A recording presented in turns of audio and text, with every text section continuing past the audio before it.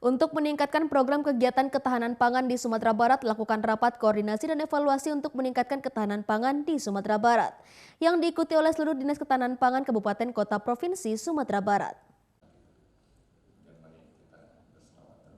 Rapat evaluasi untuk meningkatkan ketahanan di Sumatera Barat merupakan salah satu program agar ketahanan pangan di Sumatera Barat dapat ditingkatkan agar kebutuhan pangan di Sumatera Barat dapat terpenuhi.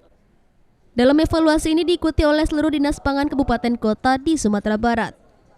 Menurut Insinyur Effendi MP, Kadis Dinas Pangan Provinsi Sumatera Barat, rapat koordinasi ketahanan pangan yang dilakukan oleh seluruh kabupaten kota di Sumatera Barat merupakan salah satu cara mengevaluasi dan mengontrol bagaimana keterbutuhan ketersediaan pangan dan menjaga kestabilan harga tentunya.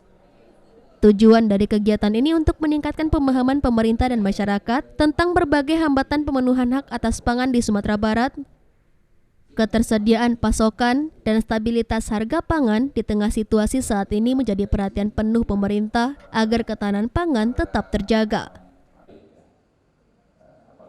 Harga pangan yang berfluktuasi akan mempengaruhi kesejahteraan petani selaku produsen pangan maupun masyarakat luas selaku konsumen akhir.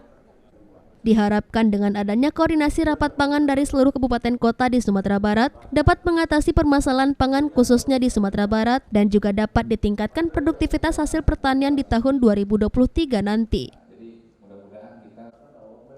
Setiap akhir tahun kita tentu memonitor mengevaluasi semua capaian-capaian kegiatan ketahanan pangan Sumatera Barat.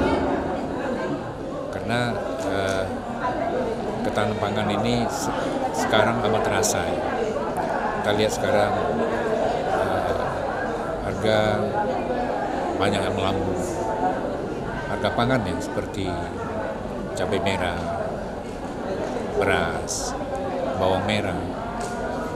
Ini banyak yang naik. Kemudian kadang-kadang juga ada dia turun.